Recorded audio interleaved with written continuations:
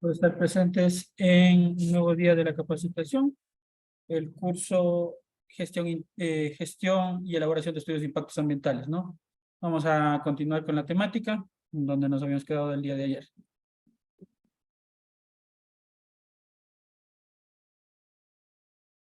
Y justamente el día de ayer estábamos viendo la parte de lo que es el registro preliminar de la información. Vimos precisamente todos los datos que hay que entregar, o subir, más bien dicho, al sistema. El formulario, pues obviamente es el mismo tanto para certificados como registros y licencias ambientales, ¿no? En este segmento. Los productos que básicamente nosotros obtenemos de esto son el certificado de intersección y categorización y el mapa del certificado de intersección, que nos dará como resultado si es que nuestro proyecto intersecta con áreas protegidas. En el caso de que se intersecte con áreas protegidas, pues obviamente vamos a tener que realizar lo que respecta al anexo de la viabilidad forestal, ¿no?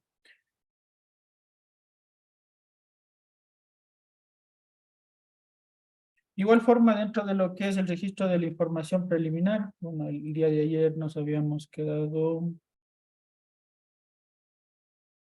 en esta parte, ¿no? O sea, estábamos subiendo la parte de lo que es las coordenadas.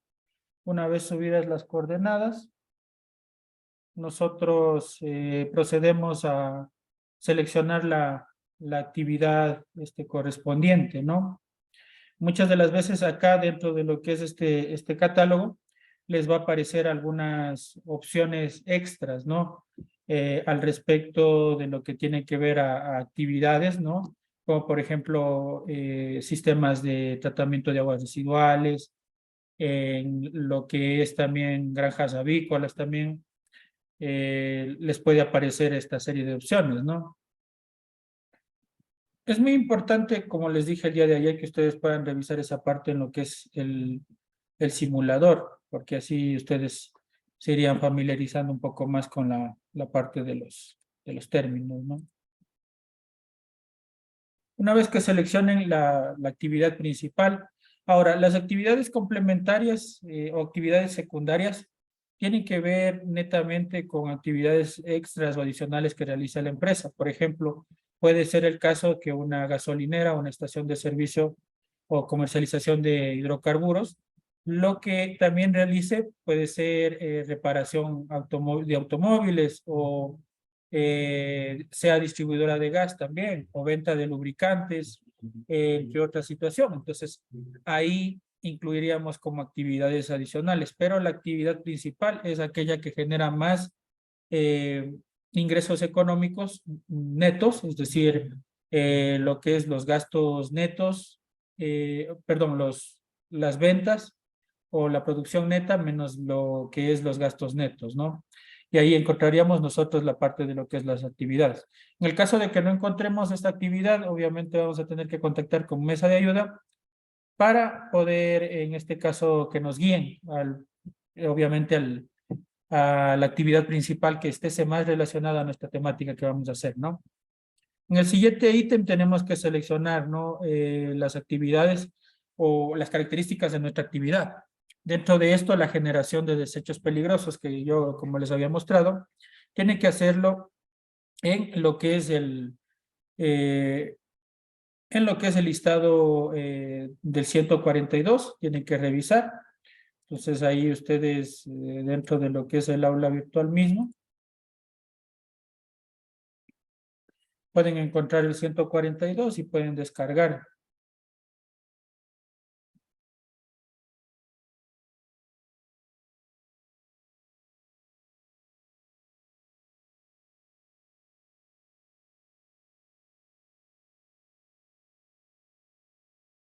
Y de igual forma aparecerá otra sección también, que es la parte de seleccionar las sustancias químicas peligrosas, cuando se fabrica, se usa o se almacena sustancias químicas, como por ejemplo para la parte de lo que es la pintura, si se utiliza, entonces aquí, cuando ustedes den clic a seleccionar sustancias, va a aparecerles el listado de sustancias químicas peligrosas que está dentro del 142. Entonces ahí ustedes seleccionan esa parte justamente, ¿no? Ni gestión ni transporte de desechos peligrosos no se debería realizar porque si no tendríamos que pasar a cumplir con la parte de lo que es la aprobación de los requisitos técnicos para el transporte y gestión de desechos peligrosos. Entonces, en el caso de que su empresa haga algún tipo de gestión de desechos peligrosos que estén dentro del listado del 142, tienen que obligatoriamente tener esta autorización, ¿no? Que es la parte de lo que es el permiso para el transporte y para la gestión, que es algo muy aparte, ¿no? Y tiene que ver más con los anexos del Acuerdo Ministerial 026. Entonces, antes inclusive, pues ese sería el siguiente ítem que se les active, antes de obtener inclusive el registro generador de desechos peligrosos, van a tener que optar por la aprobación de los requisitos técnicos, pero eso solamente para cuando haya gestión o haya transporte de desechos peligrosos. Ahí ustedes van a tener que acceder a esta sección, ¿no? Si es que hay remoción de cobertura vegetal nativa o si el proyecto también es de gran magnitud. Entonces ahí también ustedes van a tener que seleccionar. ¿Cuándo son nombrados o declarados proyectos de gran magnitud? Cuando conllevan un interés nacional, ¿no? Dentro de esto, pues obviamente se incluirían proyectos hidroeléctricos o proyectos mineros, proyectos, en este caso también proyectos de explotación de hidrocarburos, ¿no? Que obviamente involucran o se está incluido todo lo que es la población ecuatoriana, ¿no? Es decir, involucra a todo el Estado. Entonces ahí, por lo general, siempre tienen esa declaratoria previa, ¿no? Actualmente los proyectos de interés, pues ya la mayoría, digamos, están construidos, ya no se han declarado nuevos proyectos de interés últimamente, ¿no? Pero bueno, de igual forma, si es que es un proyecto de gran magnitud o declarado de interés nacional, ustedes no lo van a poder realizar como consultores individuales, ¿no? Una vez que ustedes seleccionen luego de esto, obviamente, la parte de lo que es la magnitud del proyecto, que, bueno, en cuanto a lo que tiene que ver a la magnitud del proyecto, acá dentro de lo que es la plataforma, ustedes van a tener unos listados de la magnitud del proyecto, que está aquí, en donde que ustedes podrán ahí observar qué aparece en cada uno de estos, ¿no? Porque hay por consumo, por capacidad, y también está la otra de la parte de consumos y de capacidad, ¿no? Y una vez que ustedes ya tengan hecho esto, lo que van a hacer es darle a continuar. Y dentro de la parte de continuar, pues ya les aparecerá la categorización de su proyecto, que en este caso, para el ejemplo que estamos observando en pantalla, es una licencia ambiental de impacto alto, ¿no? Entonces, esto solo puede ser desarrollado, obviamente, por un consultor ambiental calificado. Y, pues, como parte de esto, tendríamos que dar a finalizar. Y automáticamente en la bandeja de tareas va a aparecer ya la tarea de descargar documentación y confirmar. Para esto, obviamente, el representante legal, el representante legal o dueño de la empresa tiene que tener, en este caso, aprobada su firma electrónica o tiene que contar con la firma electrónica. Acá dentro de lo que es la plataforma, ustedes tienen la guía de la firma electrónica para que puedan configurar la firma electrónica y en este caso la persona, el representante legal puede firmar sin ningún problema. Hay que descargar una actualización de Java, hay que añadir una excepción para que pueda cargar el complemento que sirve para firmar digitalmente a través de lo que es la plataforma SUIA. Si es que ustedes no habilitan eso, les va a reconocer como virus y no les va a dejar continuar. Entonces eso también va a ser necesario que ustedes lo realicen. Por lo tanto, es importantísimo que el proponente tenga firma electrónica, tanto para registro como para licencia ambiental, eso es importante. No para certificado, porque para certificado no es un requisito necesario, pero bueno, prácticamente en la actualidad todo el mundo ya contamos con firma electrónica y se necesita, en este caso, tener la firma electrónica. Una vez que ustedes abran o le den clic pues, a la tarea que está habilitada, estamos finalizando precisamente la información preliminar, colocan, dan clic aquí a iniciar tarea y se va a habilitar esta sección que es para finalizar la parte de lo que es el reporte de información preliminar. Entonces, dentro de esto, ustedes van a descargar el mapa del certificado de intersección, el certificado de intersección y el resumen de la información preliminar. Asimismo, va a firmar acá. En todo esto no firman ustedes, sino firma el proponente, no el representante legal de la empresa para la cual están obteniendo el permiso. Entonces ahí firmará el documento correspondiente y pues obtendrán lo que es esos tres componentes como resultado del registro preliminar de la información. Eso es lo mismo para certificado. Para certificado, este sería prácticamente el último ítem, excepto que tal vez genere residuos peligrosos, entonces ahí tendría que seguir un ítem adicional. Pero también está el otro caso, que puede ser para un registro ambiental, pues ahí sí implicará otros ítems más, ¿no? Y para licencia ambiental, luego del registro preliminar de la información, recuerden, dependiendo de las características del proyecto, la siguiente parte vendría a ser, en este caso, realizar el diagnóstico ambiental, ¿no? O también puede ser la realización del registro generador de desechos peligrosos. Entonces depende de las características que tenga el proyecto, si es ex ante o ex post. Entonces, por ejemplo, acá tengo yo los productos. En este caso es el certificado de intersección, el mapa del certificado de intersección y el reporte preliminar, ¿no? Entonces, nosotros tenemos que saber o entender ya adecuadamente este documento porque necesitamos dar a la persona, al representante legal, pues obviamente una asesoría correcta. Entonces, si es que ustedes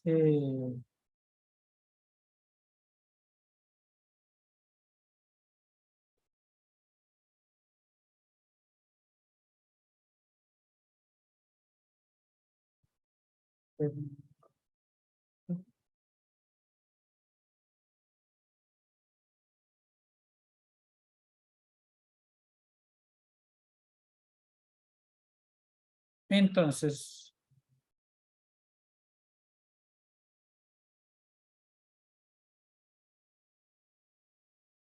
acá nosotros vamos a tener estos componentes y aquí es importante, ¿no? Analizar dentro de lo que es el mapa la parte del resultado, ¿no? En el resultado me dice aquí, por ejemplo, no intersecta, ¿no? Y bueno, aquí tenemos tres cosas, el certificado de intersección y categorización. Entonces, en este certificado de intersección y categorización, lo que va a presentarnos es en primer lugar la parte de lo que es eh, la parte de lo que es el resultado de la intersección y luego nos va a dar también la categorización, que es el resultado 4. Entonces aquí nosotros tenemos como resultado no intersecta, ¿no? Y de igual forma hay una información adicional ahí que netamente tiene que ver con otras áreas de otras dependencias. Por ejemplo, acá estamos observando eh, la parte de lo que es las áreas de conservación de la biodiversidad, que antes se llamaba programa sociobosque, ¿no? Entonces esos son los que están constando, por ejemplo, en esta parte, pero eso no implica, ¿no? El resultado nosotros lo obtenemos acá, ¿no? Donde que dice se intersecta con. Entonces ahí tenemos, ¿no? Y como vemos, no se intersecta ni con bosque y vegetación natural, ni patrimonio natural forestal, ni zona intangible, ni reserva de la biosfera, humedales Ramsar, área y Sistema Nacional de Áreas Protegidas, ¿no? Porque la parte de lo que es áreas bajo conservación, áreas especiales bajo conservación, que es programa sociobosque, también está acá, ¿no? Entonces, si les muestro, por ejemplo, otro en el cual sí se intersecta, vamos a encontrar que es distinto, ¿no? Acá en el resultado me dice que sí intersecta, ¿no? Entonces ahí es la diferenciación. Acá en el reporte de la información preliminar va a estar todos los datos que yo incorporé o ingresé en la parte de lo que es el registro preliminar de la información, ¿no?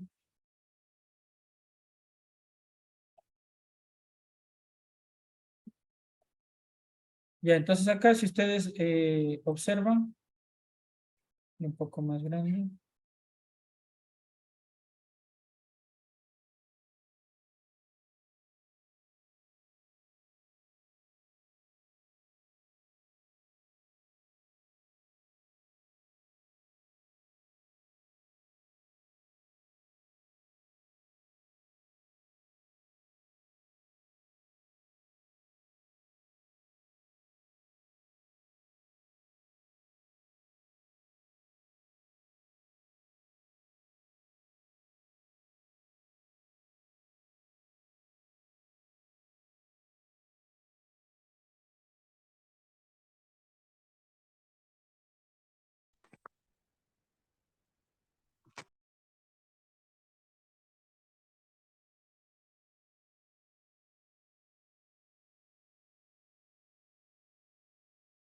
Se trabó un poco, ¿no?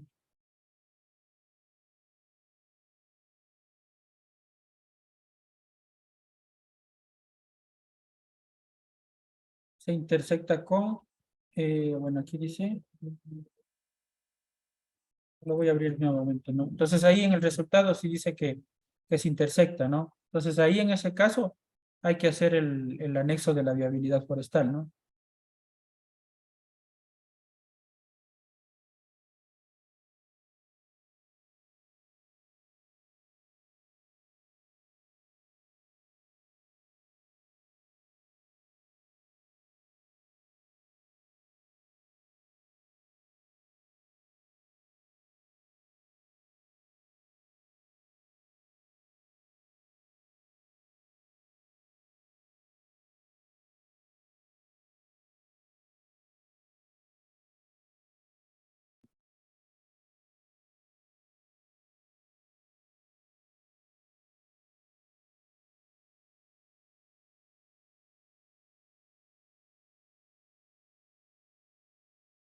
Listo, entonces acá, si ustedes observan, en la sección de resultado,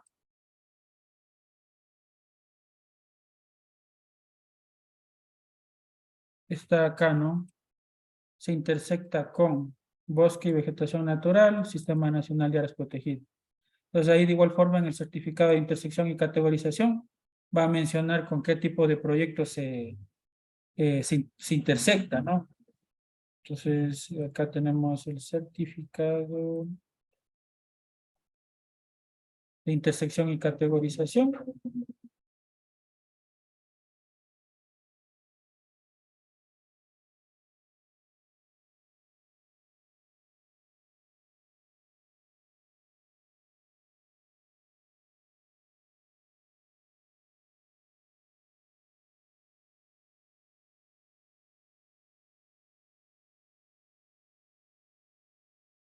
¿Por qué motivo está grabándose?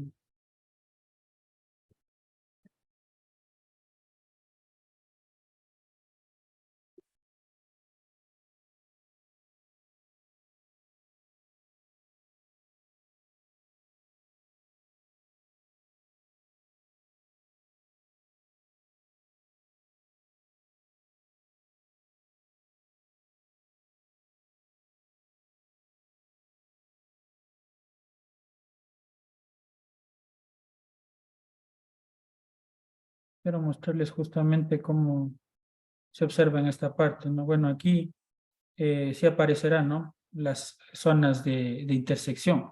Entonces aquí me dice sí intersecta, ¿no? Y ahí me informa con cuáles está intersectando, que en este caso son bosque y vegetación protectora y Sistema Nacional de Áreas Protegidas, ¿no? Entonces, ahí voy a tener que hacer el levantamiento de información correcto y la parte de lo que es el anexo de la viabilidad forestal para este segmento, entonces, ¿no? Que sería importante. Una vez que hemos hecho ese procedimiento, cuando regresemos a la bandeja preliminar, nos va a pasar a la siguiente sección, que en este caso es la obtención del registro generador de desechos peligrosos, ¿no? La parte del registro generador de desechos peligrosos no está dentro de lo que es el alcance del curso, ¿no? Sin embargo, lo vamos a revisar a breves rasgos, ¿no? Cuando ustedes se active este segmento, pues ustedes van a tener que seguir 4 pasos. Dentro de estos 4 pasos, el primero solamente es confirmar los datos. En el segundo es agregar lo que es los puntos de generación. Esto tiene que estar ingresado en formato punto, no tiene que estar ingresado en formato polígono, sino en formato punto nada más, ¿no? Cada uno de los puntos donde que se genere, ¿no? Y luego de eso, pues ustedes van a tener que, en el tercer paso, identificar los residuos. Aquí automáticamente les van a aparecer una lista de residuos que viene configurada según el código, ¿no? Esto también lo hicieron la consultoría que realizó la categorización, también hizo esta parte, ¿no? Entonces ahí tenemos esta sección, ¿no? Eso es importantísimo también indicarles, ¿no? Entonces acá ustedes obviamente van a ir seleccionando los que se generen. Ustedes van a colocar generación anual y van a describir la parte de lo que es el desecho, en el caso que deseen describir, por lo general no se coloca.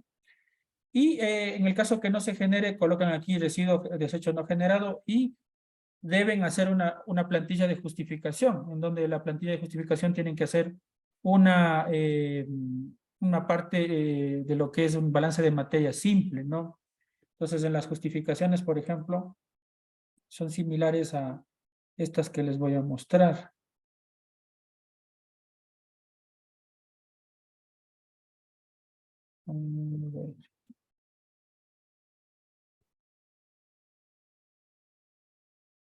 Para esto ustedes no tienen que hacer ningún tipo de pago, ¿no? Porque en este caso es registro generador provisional nada más, ¿no? Ingeniero, buenas noches. Tengo una pregunta. Adelante. Si es que es el registro generador, Eh, lamentablemente no le voy a poder responder porque no es parte del curso, ¿no? Así que discúlpeme. bueno, es una... bueno, está bien. Sí, disculpe. Sí, porque justamente el registro generador no es tema del curso, ¿no? Justamente yo les había informado esa parte. Ahora, lo que sí puede hacer es esa pregunta, realícemela por interno, a través del celular o a través del correo, porque ahí sí, ¿no? Porque si es que me detengo en esta parte, no vamos a ver las otras temáticas. Por eso nada más, aquí solo les estoy mostrando. Entonces, lo que sí, Listo, ingeniero. Voy a mandar la consulta a su correo. por favor, eso sí, porque aquí en vivo no lo puedo hacer por el motivo de que estamos avanzando con esta temática que no es parte del curso, pero quería mostrarles, ¿no? Entonces, ahí ingrese, si es que tienen preguntas del registro generador o preguntas que tengan que ver con estos procedimientos, ¿no? Con el anexo de la viabilidad forestal también, si es que tienen alguna consulta, me la hacen nomás, porque yo tampoco esa parte vamos a revisar muy bien. Solo vamos a revisar solamente, como quien dice, por encima.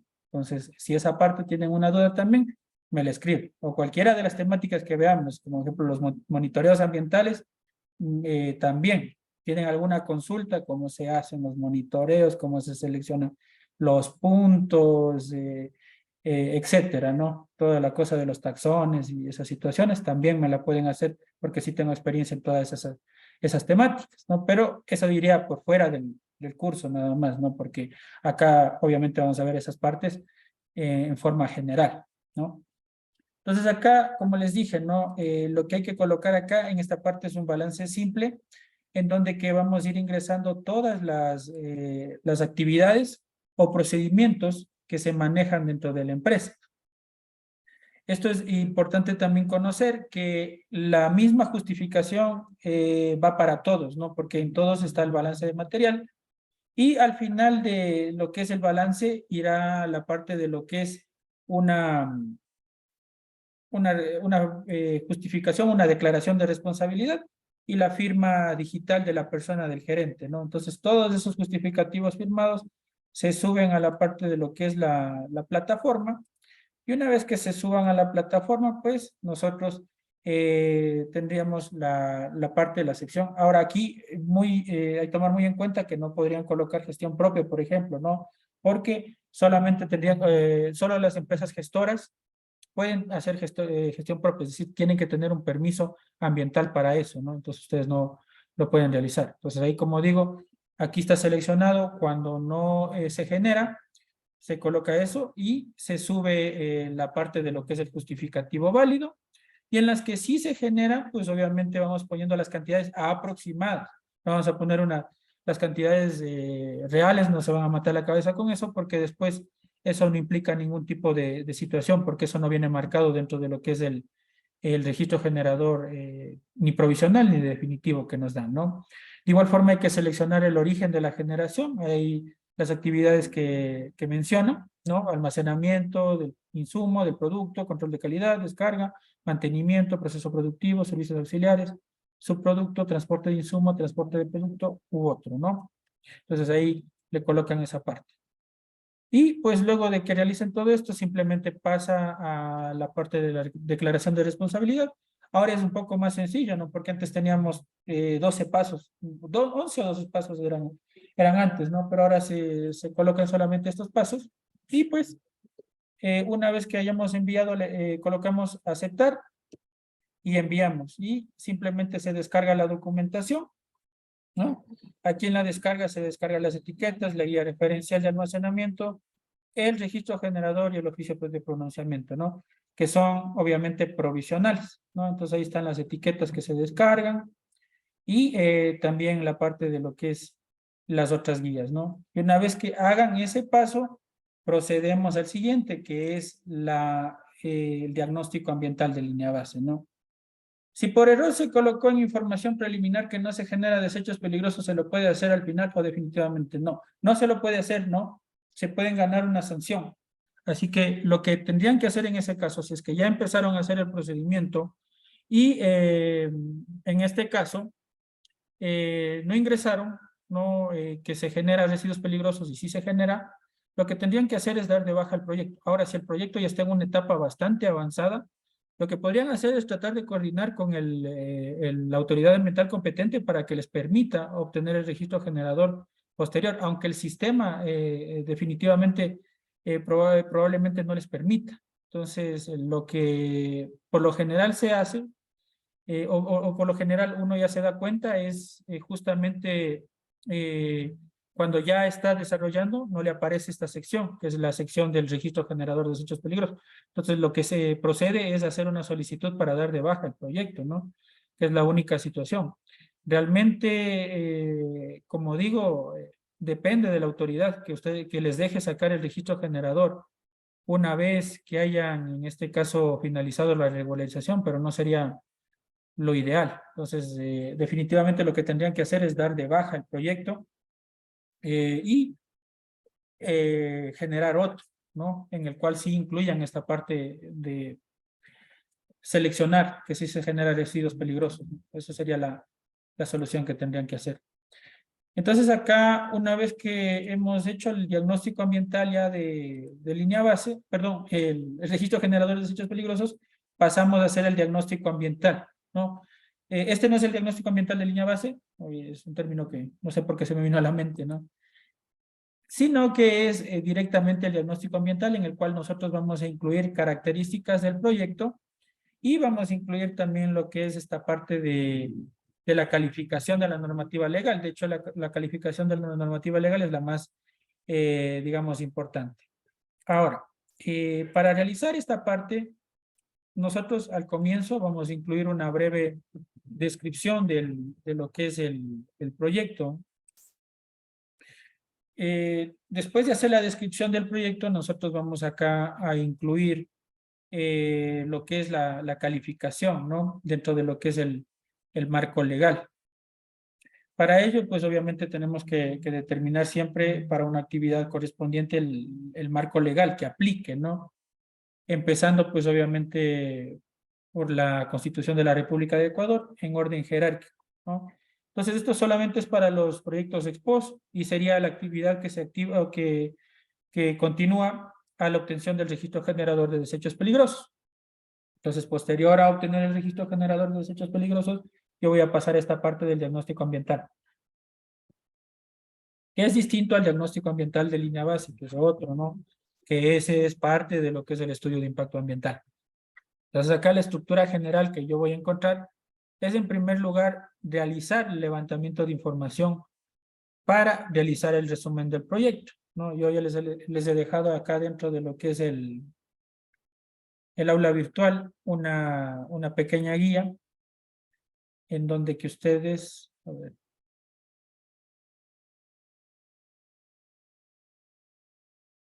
aquí está la guía para el diagnóstico ambiental en donde que se pueden guiar para realizar esta parte, ¿no? Entonces ustedes lo que primero van a hacer es levantar la información para el resumen del proyecto. Dentro de este resumen del proyecto, ustedes obviamente van a incluir características tales como lo que es las áreas que tiene el proyecto, descripción de las áreas de cada, de cada una de las áreas del proyecto, los materiales, equipos, insumos y servicios que tiene lo que es la empresa. Y luego de esto, pues nos vamos a ir a la parte de determinar el marco legal. Una vez que esté determinado el marco legal, vamos a realizar la auditoría o evaluación del cumplimiento que tiene hacia lo que es el marco legal, ¿no? Porque justamente de eso se trata esta parte. También tenemos que hacer un levantamiento de in situ de evidencia, elaborar el documento y obviamente subirlo al sistema SUIA. No es necesario hacer el plan de acción, aunque lo pueden incluir también dentro del documento, porque el plan de acción se cargará una vez que nosotros subamos al sistema el diagnóstico ambiental, se carga el plan de acción y el plan de acción se lo realiza en línea, ¿no? Y tiene que ver netamente con las no conformidades mayores y menores que ustedes encontraron acá, ¿no? Entonces acá, por ejemplo, tienen aquí una tabla donde que ustedes pueden colocar alguna de las características o pueden levantar la información de ahí. Y luego tenemos la parte de lo que es el marco legal, ¿no? El marco legal, según la Constitución de la República de Ecuador, tiene que regirse en lo que es la pirámide de Kelsen, ¿no? Empezando por la Constitución de la República del Ecuador. Luego vendrán los tratados y convenios internacionales. Por lo general, en la parte de lo que son proyectos grandes, hay que colocar todos los tratados internacionales. O al menos los que siempre habrá que ingresar son el convenio de Minamata, el de Rotterdam y el de Basilea, ¿no? El de Rotterdam que tiene que ver con las sustancias químicas peligrosas, el de Minamata que tiene que ver con el de mercurio y el convenio de Basilea que es el transporte transfronterizo de desechos peligrosos, ¿no? Entonces, por lo menos esos 3 tratados internacionales deberían estar ahí en la sección de tratados y convenios internacionales. Bajando a leyes orgánicas, por lo general siempre se coloca el Código Integral Penal en primer lugar. Luego de eso se coloca los otros códigos. Bueno, si es que estamos hablando de un proyecto que pertenece a un municipio, se incluiría también la COTAD, o en este caso, pues directamente, si es que no es algo que tiene que ver con los municipios o con actividades de los municipios, OGAT provinciales también, colocaríamos luego lo que es el Código Orgánico del Ambiente, ¿no? Dentro de esta parte, junto con el Código Orgánico del Ambiente, hay que colocar su reglamento respectivo, ¿no? Hay personas que muchas de las veces le colocan debajo de los decretos al reglamento del Código Orgánico del Ambiente, lo cual está errado, ¿no? Siempre hay que colocar el Código Orgánico del Ambiente y posteriormente abajo de este, el reglamento del Código Orgánico del Ambiente, que tienen prácticamente el mismo nivel. Luego de esto vendrá también, en este caso, la Ley Orgánica de Salud, que también se puede incluir en este segmento, ¿no? Entre otras leyes orgánicas o códigos orgánicas que sean aplicables, ¿no? Pero por lo general son esos. Luego vendrá en la parte de leyes ordinarias todo lo que son acuerdos ministeriales, ¿no?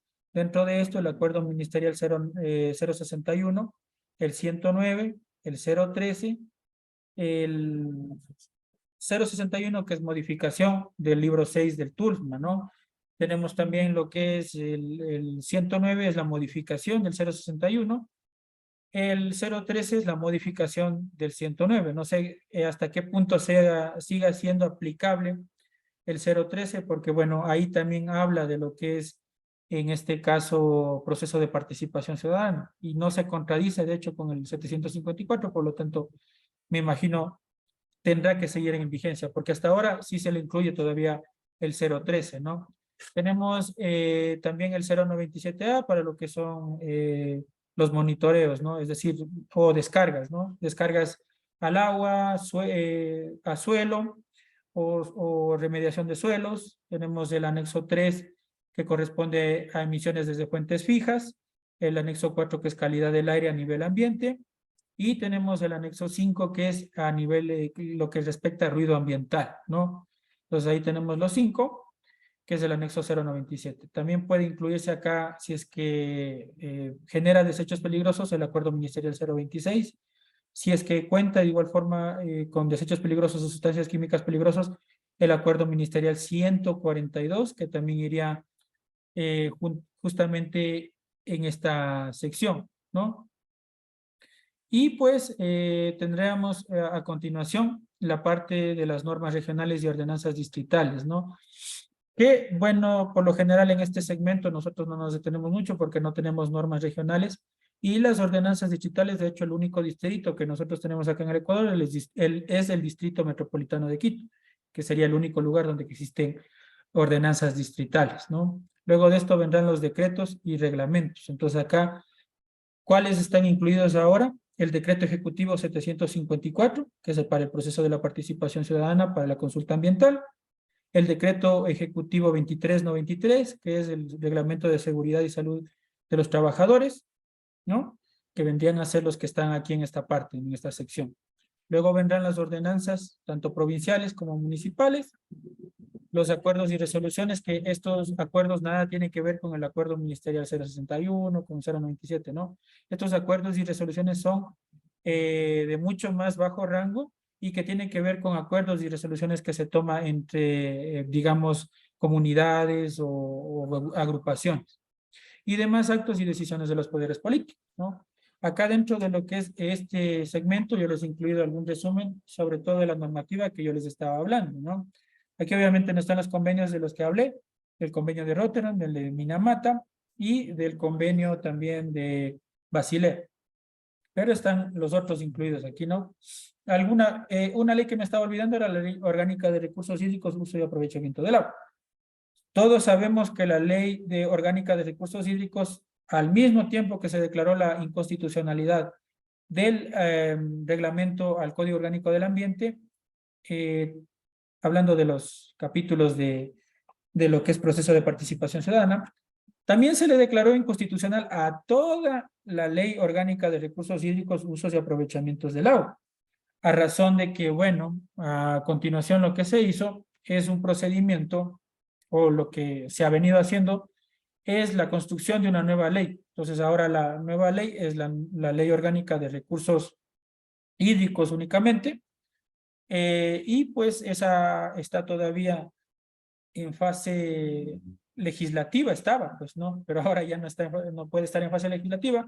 Me imagino que ahora que tiene la potestad el presidente, pues se podrá emitir de manera más rápida, así como pasó con el nuevo reglamento para lo que es los procesos de participación ciudadana, pasará también con la Ley Orgánica de Recursos Hídricos, que por lo pronto, mientras no tengamos esa nueva ley, seguimos trabajando con la LORUYA, ¿no? Que es la Ley Orgánica de Recursos Hídricos, Uso y Aprovechamientos del Agua. ¿Cuándo es aplicable, por ejemplo, esta ley? No, no siempre es aplicable, ¿no? Siempre será aplicable cuando el proyecto cuente con una captación de agua, que ya sea de un río, de un pozo, ¿no? O una captación subterránea de agua también, o desvíen el cauce de un río, o si se encuentran junto a un río o riachuelo o curso hídrico, ¿no? Entonces siempre ahí se aplicará la ley orgánica de recursos hídricos, y más todavía en proyectos hidroeléctricos donde que se hace aprovechamiento a partir de lo que es agua, en proyectos hidroeléctricos me refiero, para la obtención de energía eléctrica. Entonces, siempre que se utilice al agua como un producto, un insumo, se incluirá esta ley, ¿no? Y si se desvía a cauces de ríos también inclusive, se incluye en esa parte. Entonces, eso también siempre hay que tener en cuenta, ¿no? Tenemos el 061, el 109, el 013 que les estaba mencionando, el 026, el 142, los decretos ejecutivos. Están las normas INEN también, que las normas INEN irían por debajo de los decretos ejecutivos. y por encima de las ordenanzas, aunque en ocasiones hay personas que les colocan también por debajo de las ordenanzas, ¿no? Entonces acá tenemos, por lo general siempre van a ingresar estas, ¿no? La 2266, que es para residuos peligrosos, la 2288, que es para manejo de sustancias químicas peligrosas, la 2841 para los colores de tachos de almacenamiento de residuos sólidos y la 3864 para símbolos y señales de seguridad, es decir, para lo que es señalética, ¿no? Algunas normativas importantes que vale la pena mencionar son en este caso, pues, en el caso, pues, de que se hable de hidrocarburos, ¿no? Que justamente acá en la legislación se debe incluir también la RAO-HE 2020, ¿no? O el Acuerdo Ministerial 100, que es justamente el reglamento ambiental para las actividades hidrocarburíferas, ¿no? Operaciones hidrocarburíferas, que es la RAO-HE, ¿no? En el sector eléctrico aplicará e hidroeléctrico también aplicará el Acuerdo Ministerial 155, que es normas técnicas para el sector eléctrico y telecomunicaciones, ¿no? Que se trabaja con ese, ¿no? De igual forma en el hidroeléctrico, la LORUYA, porque se está probando, se está obteniendo electricidad a partir de lo que es el agua. En la parte minera, el reglamento ambiental a las actividades mineras, ¿no? Y pues, si es que la actividad genera, gestiona o transporta desechos peligrosos, irá el 026 y el 142. Asimismo, irá el 097A, ¿no? Ahí vamos a quedarnos un momentito, vamos a tomarnos 10 minutos de receso y continuamos, ¿ya? Regresamos a las 20:57, por favor.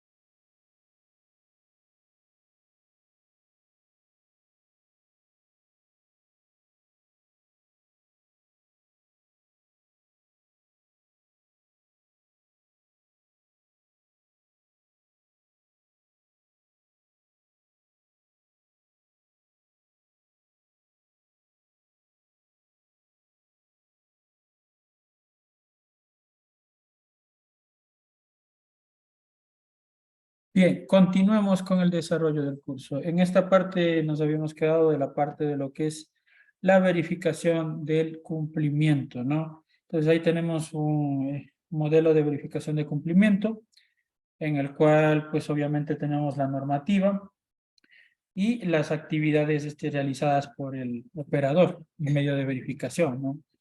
Entonces acá lo que corresponde es el artículo de la normativa, obviamente, ¿no? La conformidad, no conformidad menor, no conformidad mayor o no aplica, ¿no? Entonces seleccionamos cualquiera de esas y pues después según eso vamos a ir o se generará pues dentro del sistema lo que es la, el plan de acción, ¿no? Entonces, siempre para las no conformidades menores y mayores, ¿no? Pues nosotros revisamos ese cumplimiento. Obviamente necesitamos verificar o que se verifique, pues obviamente la parte del cumplimiento con lo que respecta a medios de verificación, de evidencias fotográficas o documentales, ¿no? Entonces aquí, como les menciona, igual, ¿no? El diagnóstico tiene que contener eso, ¿no? Información, descripción del proyecto, verificación del cumplimiento y anexos, ¿no? Eso únicamente. Disculpa, una pregunta ahí. Adelante. Claro, por ejemplo, yo tuve una situación donde estaba haciendo un registro ambiental que era para un hostal que tenía por el número de camas, creo que eran 10 o algo así. Pero como estaban en proceso de regularización ahí en Tungurahua, lo que me dijeron es que, por ejemplo, si el proyecto no cumplía con A o B situación, es, no era necesario de poner el no cumple y llenar ahí las inconsistencias porque era muy largo. O sea, eso se puede aplicar en cualquier situación y simplemente subsanarlo dentro del documento, o de ley tendríamos que poner el no cumple y seguir con llenando los documentos, porque ahí pedían un poco de documentos un poco medios complejos. No sé si le pasó tal vez alguna vez esa situación. Bueno, yo no he tenido la oportunidad realmente de hacer registros ambientales donde que se incluya el diagnóstico ambiental. No sé cómo se manejará al respecto. Yo realmente he tenido la oportunidad de hacer con lo que son estudios de impacto, sí, con la parte de lo que es diagnóstico ambiental. Entonces ahí, por ejemplo, a mí una de las observaciones que me hicieron es justamente de no tener la parte de lo que es la calificación y de igual forma, ¿no? En la parte de lo que es adjuntar o se tiene que adjuntar pues medios de verificación para que se corrobore, ¿no? Pero realmente no he tenido la oportunidad de hacer diagnóstico ambiental a nivel de lo que es registros ambientales. No sé qué tan estrictos o qué tan distinto puede ser esa parte realmente, ¿no? Entonces, no le podría dar información al respecto, ¿no? Entonces, acá nosotros, como digo, tenemos que conjugar un documento. Es un documento similar a este. A ver, ¿dónde estás? Diagnóstico ambiental.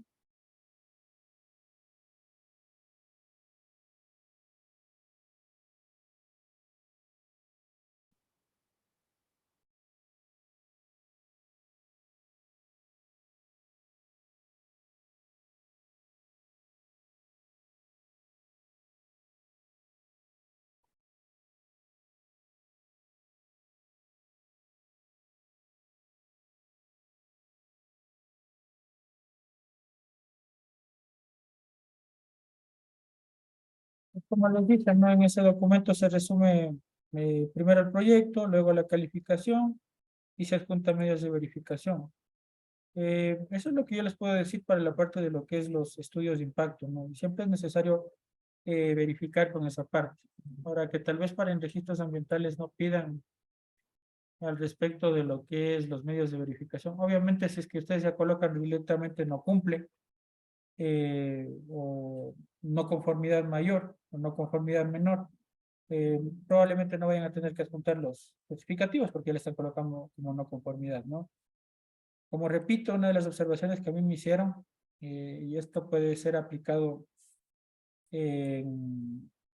puede ser que en una dependencia no les pidan, porque El formato normal dice que hay que colocar cumple y no cumple nada más, ¿no? Pero en otras dependencias dicen que hay que seguir el formato que menciona dentro de lo que es el reglamento del COA. Y en el reglamento del COA me habla justamente de la calificación que corresponde a cumple, no cumple, ¿cómo es? A conformidad, no conformidad menor, no conformidad mayor y el no aplica, ¿no? Entonces, como digo, ahí toca colocar correctamente etiquetados los medios de verificación y esos medios de verificación se colocan en la parte inferior, ¿no?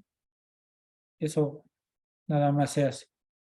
Y una vez que ya se tiene el diagnóstico ambiental, se sube al sistema, ¿no? Y luego de esto, pues lo que hay que hacer o lo que se procede es a cargar el plan de acción. Dentro de este plan de acción, pues obviamente tenemos este listado de acá, ¿no? Entonces aquí nosotros calificamos lo que tenemos, no conformidad mayor, no conformidad menor, y observación si es que tiene que ser un hallazgo, ¿no? Pero aunque por lo general, como estamos calificando solamente lo que es marco legal, solo vamos a tener no conformidades mayores y no conformidades menores, ¿no? Entonces ahí hay que diagramar, a establecer lo que es el plan de acción. Las medidas tienen que ser cortas, ¿no? La sugerencia de los técnicos del ministerio es que no superen los 6 meses las medidas, ¿no? Entonces eso es importantísimo colocar ahí. Pues, por ejemplo, tenemos ahí ese tipo de medidas, ¿no? En cuanto a lo que tiene que ver, ¿no? El plan de acción.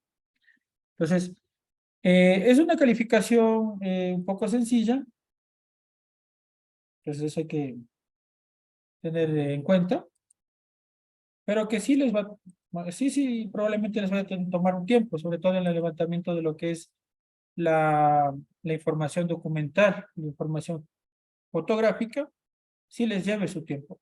Antes se hacía también como parte del estudio de impacto, ¿no? Cuando era un proyecto ex-post, se lo denominaba la auditoría de licenciamiento, se denominaba anteriormente, ¿no? Pero ahora, bueno, tenemos ese cambio, ¿no?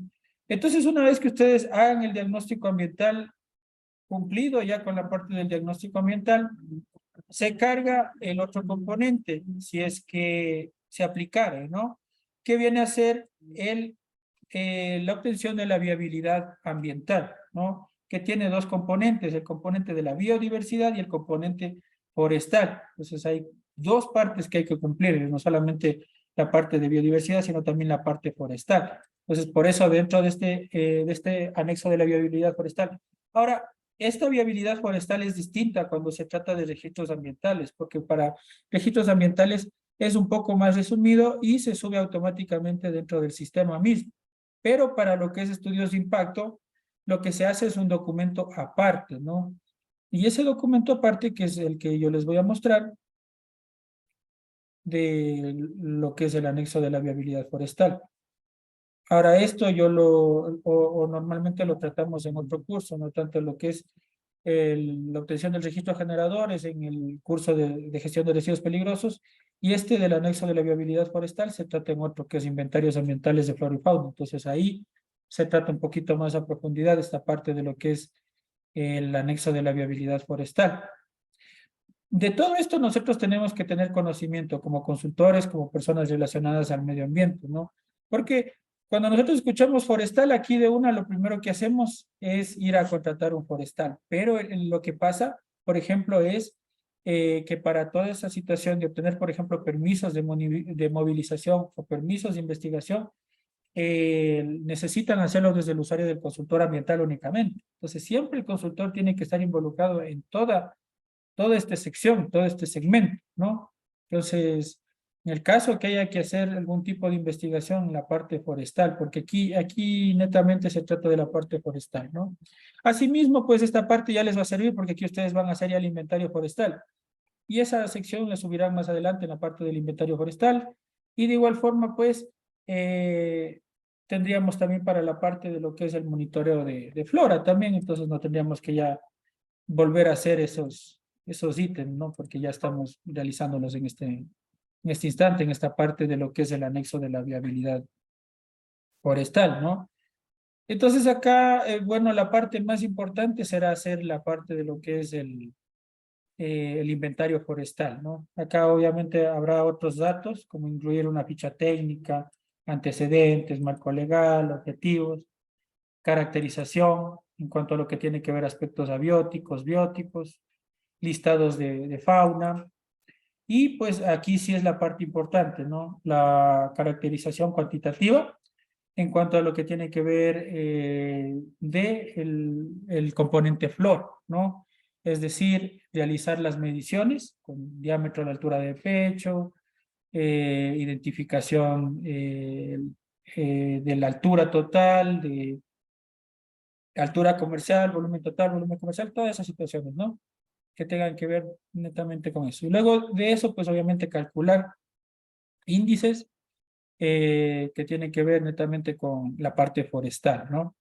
En la parte de lo que es los componentes, el componente de fauna, ustedes solamente van a tener que ingresar listados. Pero en el forestal sí hay que hacer una investigación en campo, ¿no? Porque la fauna le puede ingresar de manera bibliográfica, pero lo otro sí se tiene que hacer de manera presente, en campo, ¿no? Luego viene la zonificación, la identificación de impactos y las conclusiones. Así también hay una parte de recomendaciones, bibliografía, en anexos y el anexo cartográfico también, donde hay que hacer los mapas mínimos que están incluidos acá. Entonces, todo eso tienen que hacer para la parte del anexo de la viabilidad forestal, ¿no? Y una vez que ustedes ya realicen ese documento, pues lo van a subir y asimismo, pues, depende del tiempo que se demore. Muchas de las veces se tardan 6, 7 meses en aprobar la viabilidad ambiental, porque tiene dos componentes, ¿no? El componente de la biodiversidad y el componente forestal, que son dos departamentos totalmente distintos, por así decirlo, ¿no? Entonces tiene que pasar por cada uno de sus departamentos y tiene que ser aprobado por esos dos departamentos. Entonces, ese es el problema del por qué se tarda bastante en emitirse el oficio de pronunciamiento y se demora, ¿no? En hacer esa parte. Entonces, tengan en consideración eso también, ¿no? Que ahí se van a aumentar los tiempos, porque muchas de las veces, como digo, a ustedes puede ser que el contrato, sobre todo si es que es en la parte pública, ¿no? Les pueden incluir que el contrato es hasta la subida en el sistema del estudio de impacto, ¿no? Entonces supongamos que hasta ahí es el contrato y a partir de ahí empieza la multa. Entonces ahí habría ese problema. Entonces siempre hay que considerar que los tiempos que tienen que ver con la parte de la autoridad ambiental son distintos. Entonces tomen en consideración, ¿no? Todo eso. Ahora, el registro generador de desechos peligrosos, el diagnóstico ambiental son de generación automática, entonces ahí no tienen ningún problema. Pero cuando pasen a la parte de la viabilidad ambiental, ahí sí van a tener un poquito más de tiempo, o se va a demorar un poco más de tiempo. Entonces eso tengan en consideración, ¿no? Los tiempos esos.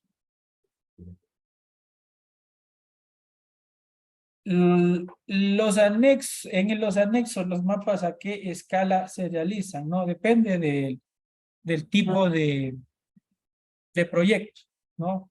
Depende del proyecto en realidad, ¿no?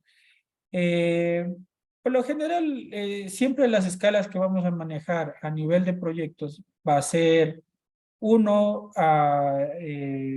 entre 1 a 1000 puede ser una, o 1 a 5000 y 1 a 24,000, ¿no? Cualquiera de esos. Entonces, si es que es un proyecto bastante grande, viene a ser 1 a 24,000, ¿no? Si es un proyecto un poco más pequeño, 1 a 5000, o puede ser 1 a 1000 también si es que es una empresa mucho, o es un proyecto mucho más pequeño, ¿no? No existe eh, una escala estándar, ¿no? Pero las escalas siempre, recuerden, tienen que estar de acuerdo a escalas enteras o escalas válidas, ¿no? Es decir, 1 a 1000, 1 a 5000, 1 a 10,000, 1 a 15,000, 1 a 24,000, así, ¿no? En esas situaciones. Obviamente tiene que diferenciarse bien. No es que exista una escala determinante o una escala fija para cada mapa, ¿no? No existe eso. Excepto para lo que menciona dentro de lo que es los proyectos hidrocarburíferos, que ahí el reglamento ahí sí menciona, ¿no? Que eso ya es otra temática. Pero exactamente acá no se menciona. Por lo general, yo de lo que he trabajado, ¿no? Por ejemplo, para un proyecto grande, un proyecto eléctrico, se lo ha trabajado, e inclusive, pues, como es para toda una provincia, se ha trabajado con una escala 1 a 250.000, ¿no? Si es que hablamos ya de provincia. Entonces, como les digo, no es fijo, ¿no? Y para un proyecto más pequeño, ¿no? Un proyecto que es justamente de una fábrica, por ejemplo, se ha trabajado con escala de 1 a 10.000 o de 1 a 5.000 también. Entonces, se puede trabajar con esas escalas, ¿no? No existe una escala estándar tampoco, ¿no? Entonces, una vez que ustedes ya tengan la aprobación de esta viabilidad, como digo, esto no siempre va a pasar, ¿no? No es, sobre todo si es que estamos en parte urbana, en parte industrial, intervenida, no vamos a tener que pasar por esta parte del anexo de la viabilidad forestal. Pero en el caso de que sí exista, sí, y eso va a ser un poco tardado. Ya cuando tengan esa aprobación, ahí sí vamos a proceder a subir el estudio. Entonces, mientras les aprueban el anexo de la viabilidad forestal, ustedes ya tienen que haber seguido trabajando en el desarrollo del estudio de impacto ambiental. Y eso es justamente lo que vamos a ver a continuación en este siguiente módulo, ¿no? Que es ya el módulo 3, que viene a ser el desarrollo en sí del estudio de impacto ambiental. Considerar siempre que nosotros tenemos que distribuir correctamente el tiempo, ¿no? Ustedes no se van a pasar todos los 3 meses en la empresa, ¿no?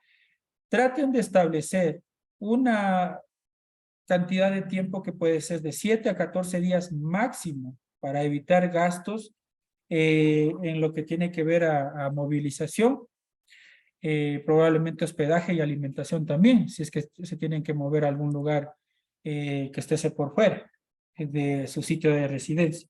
Entonces consideren eso. Siempre habrá un levantamiento de información in situ y el resto pues elaboración en lo que es oficina. Entonces consideren, ¿no? Consideren establecer una época, un tiempo bastante reducido, que no supere las 3 semanas, inclusive puede ser hasta 3 semanas, en el cual ustedes levanten toda esta información y de igual forma establezcan la parte de los monitoreos, que aunque ustedes no carguen con esos gastos, sí les toca a ustedes coordinar, ¿no? Y ustedes van a ver más adelante qué es lo que tengo que yo proporcionarle, porque no es que cuando usted contrate a una empresa de monitoreos, la empresa de monitoreos le va a decir, ah, no, sabe que usted tiene que hacer esto, esto, esto, esto. No, ellos simplemente a ustedes le dicen qué parámetros va a hacer, cuántas muestras van a hacer, ¿no?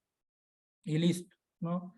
Incluso alguna vez me pasó cuando no tenía mucha experiencia y justamente no había leído tampoco bien el acuerdo ministerial 097A, lo que es el anexo 3 de emisiones a la atmósfera. No sabía que había un umbral a través del cual se establecía si es que hay que no, hay o no que hacer este monitoreo de emisión. Yo simplemente había visto que justamente la empresa emitía cierta cantidad eh, de humo, ¿no?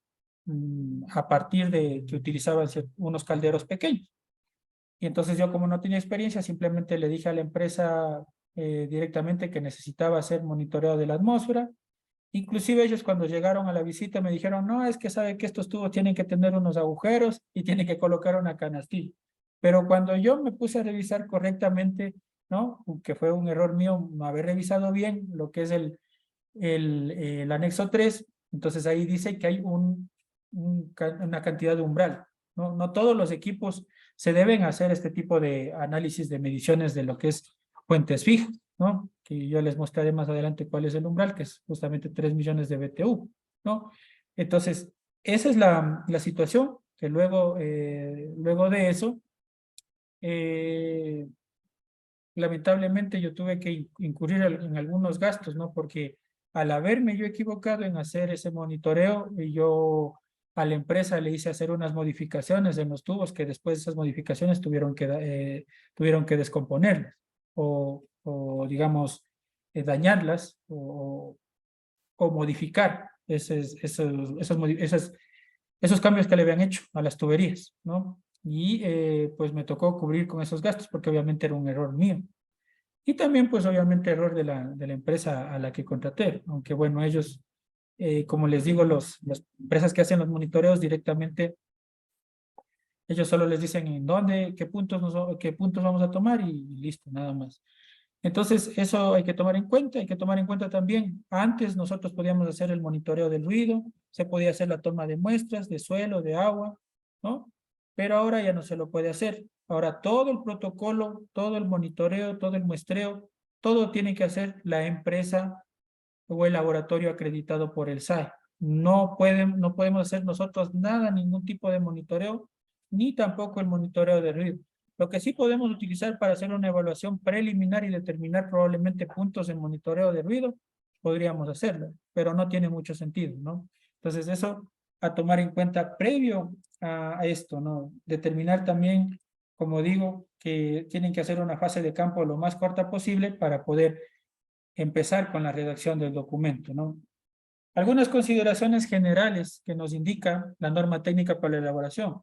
Ahora, ¿en qué se basa esto? Pues esta norma técnica la utilizan todos los municipios, o sea, es decir, todas las dependencias ambientales, ya sean municipios, provinciales, oficinas técnicas o direcciones zonales. Todos ellos se basan en este modelo que está acá, la norma técnica para la elaboración de estudios de impacto. Entonces, en eso es lo que nos vamos a basar.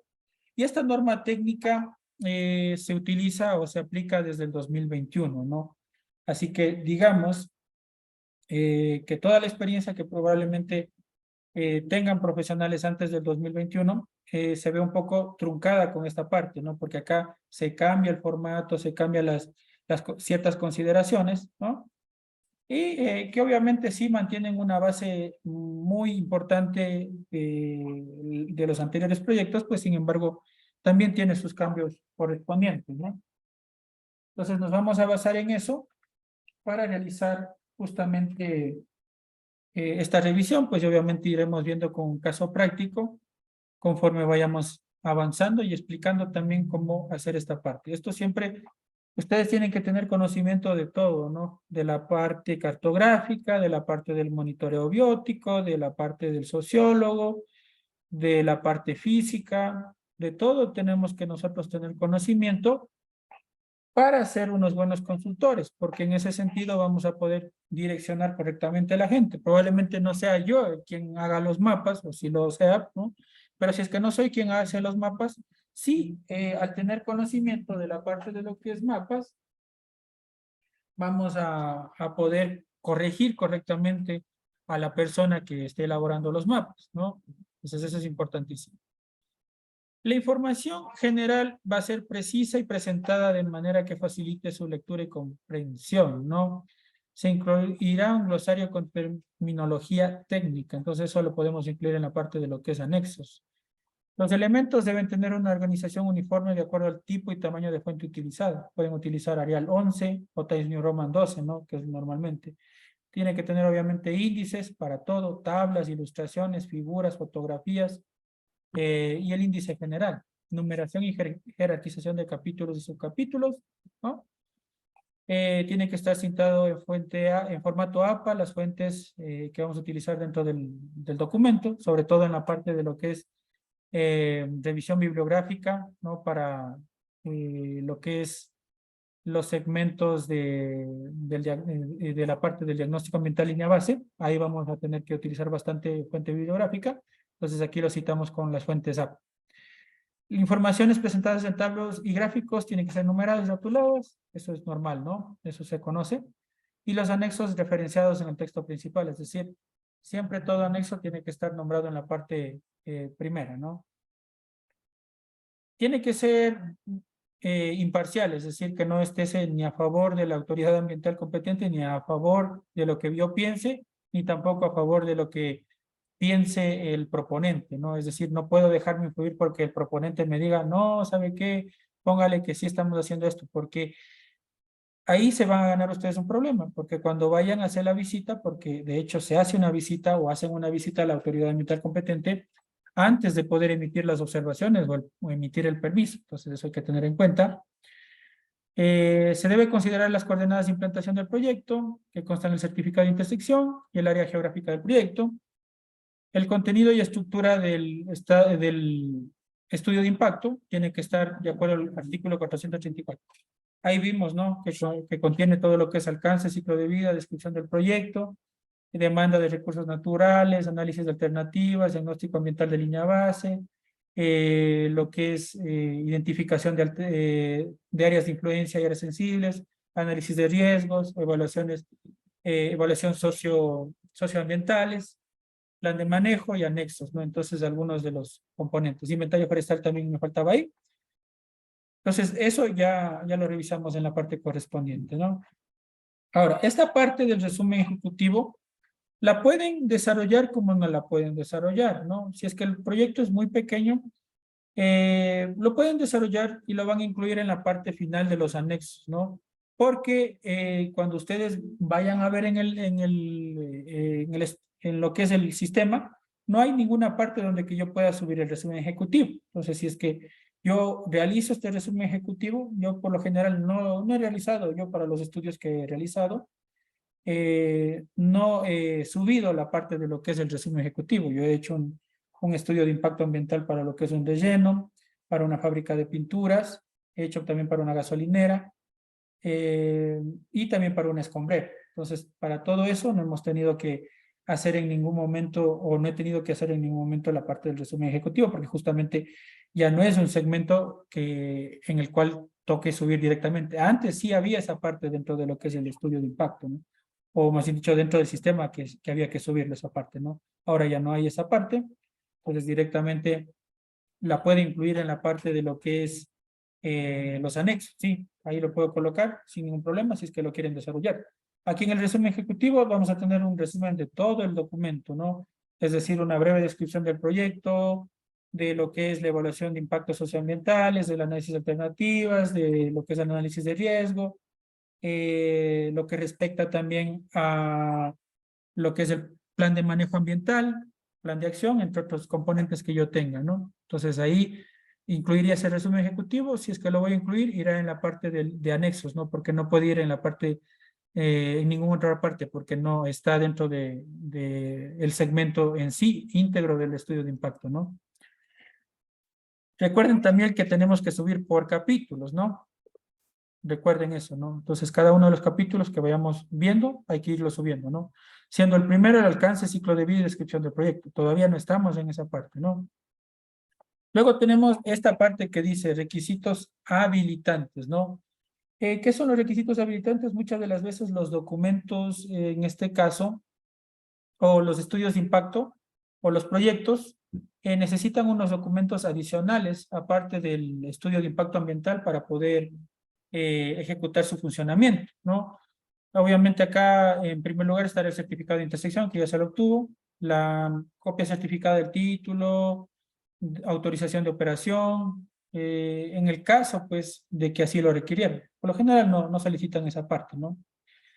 Esta parte más es relacionado con la parte de las mineras, porque las mineras casi siempre empiezan a funcionar, sobre todo cuando son pequeña minería. La pequeña minería por lo general empiezan a funcionar ellos sin el permiso ambiental. Entonces empiezan a funcionar solo con el permiso de lo que es el Ministerio de Energía y Minas. Entonces probablemente ahí es que nosotros tengamos que entregar ¿no?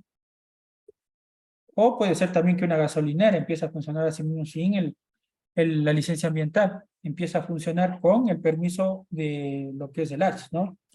Agencia de Regulación y Control Hidrocarburífero. Tenemos el certificado de viabilidad ambiental. Bueno, todos esos requisitos habilitantes irán en anexos, ¿no? El certificado de la viabilidad ambiental en el caso de que mi proyecto intersecte con áreas protegidas. El permiso de uso y aprovechamiento del agua, que ese es necesario cuando se utiliza agua, ya sea de un pozo o se capta el agua o se desvía el agua para poder realizar, o se utiliza el agua también con un fin, como puede ser la función de una hidroeléctrica, ¿no? Entonces ahí hay que tener en cuenta eso, que se necesita el permiso de uso y aprovechamiento del agua. Ahora, este permiso por lo general no lo sacan, es muy poco probable que lo saquen, pero si lo sacan, tiene que ser a través de lo que es el sistema SUIA. Vamos a ver si es que está funcionando por si acaso para poder indicarles justamente esa parte, ¿no? Recuerden ustedes que se fusionaron la Secretaría de Agua, que se llamaba Senagua, juntamente con el Ministerio de Ambiente, pues y obviamente en ese sentido, todo lo que tiene que ver con permisos de uso y aprovechamiento del agua. Ahora, ¿para qué actividades, por ejemplo, necesitamos permisos de uso y aprovechamiento del agua? ¿No? Cuando se va a hacer una captación de agua potable, cuando se va a realizar una conducción de agua potable también, cuando se va a utilizar con fines recreativos o con fines por ejemplo, de una planta de agua potable, es decir, o una empresa que haga lo que es embotellamiento de agua también, ¿no? Vamos a necesitar para todo eso, ¿no? Entonces, hay que tener en cuenta.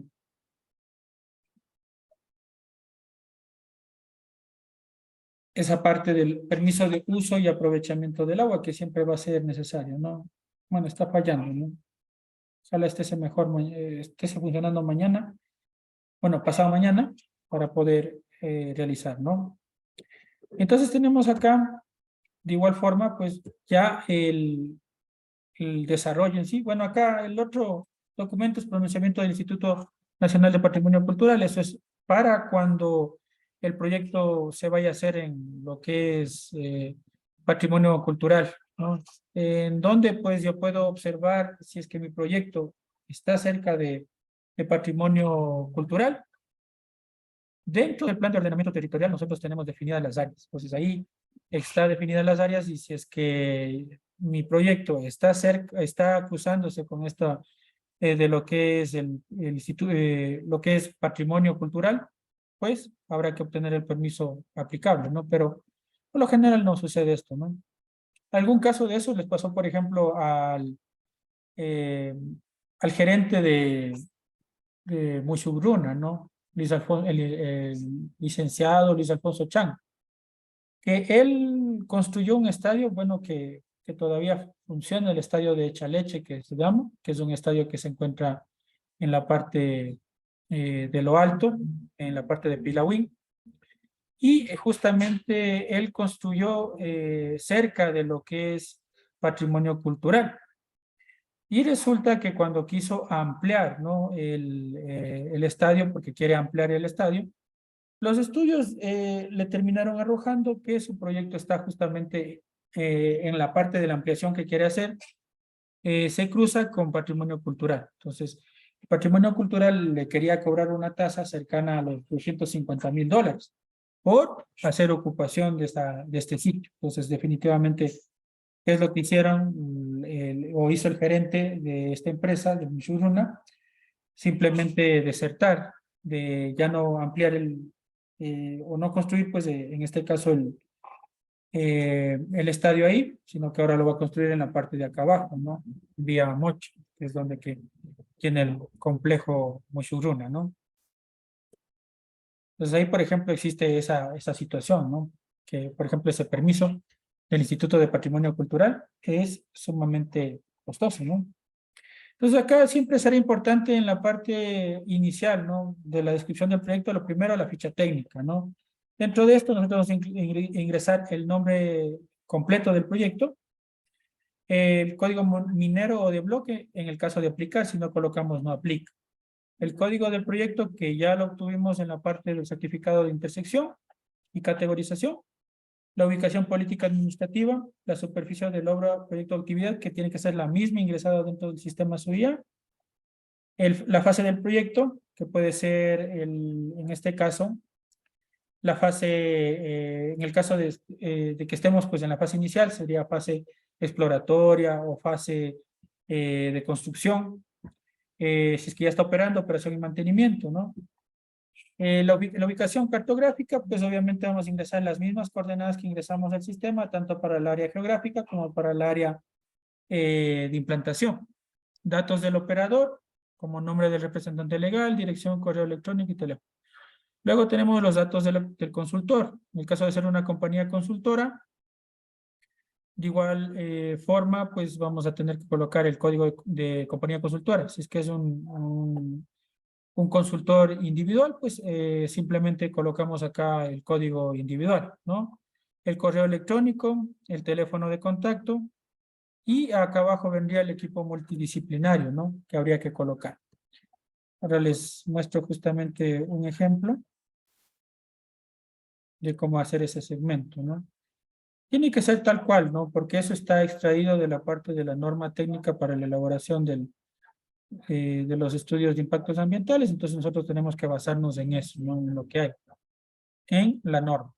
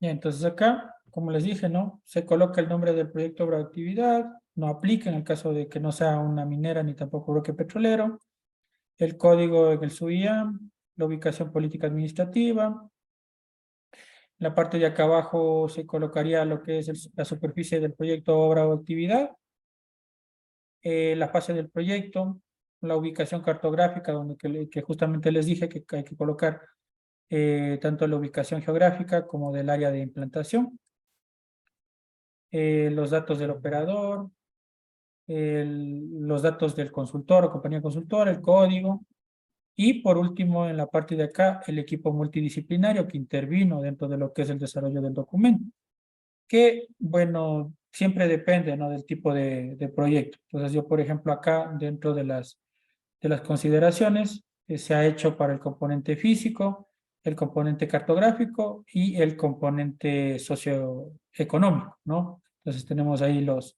tres componentes. No se ha considerado el componente biótico debido a que está dentro de una zona industrial, entonces ahí no aplica en la realización de ningún tipo de monitoreo biótico, por eso no se ha colocado. Obviamente tienen que estar firmas de responsabilidad de manera electrónica porque un documento que va a ser subido al sistema solo funciona o solo es válido con firmas electrónicas, ¿no? Luego, pues obviamente, dentro del alcance, pues nosotros vamos a establecer un alcance técnico como un alcance de lo que tiene que ver un alcance metodológico, ¿no? Entonces acá nosotros vamos a ir describiendo algunos antecedentes de cómo se fue o de qué se trata el proyecto en sí, un resumen breve de qué se trata el proyecto, las fases en las cuales se encuentra el proyecto, importancia del mismo, y pues después de eso vamos a incluir lo que es el marco legal, ¿no? Luego de eso, pues de igual forma vamos a tener que hacer el ciclo de vida del proyecto, ¿no? Acá hay un error en la conceptualización porque justamente habla del análisis de ciclo de vida y aquí no se hace un análisis de ciclo de vida, sino simplemente un ciclo de vida del producto, un diagrama de ciclo de vida del producto, ¿no?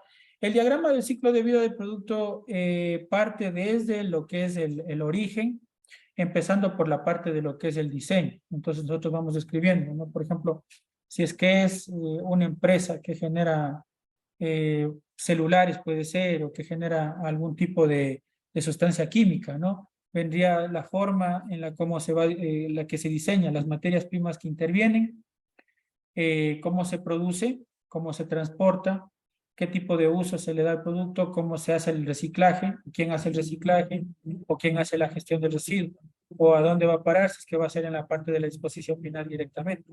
Si es que fuera un análisis de ciclo de vida, incluso hay que determinar ciertos análisis que tienen que ver con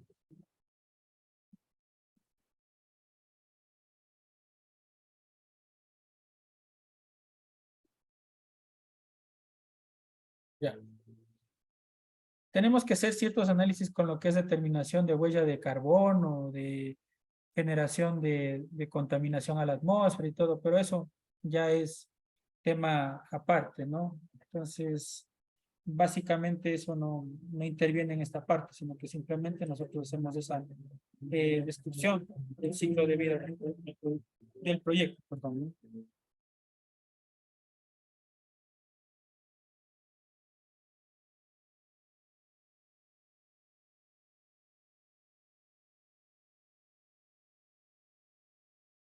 Esa parte me causa conflicto. ¿En qué sentido?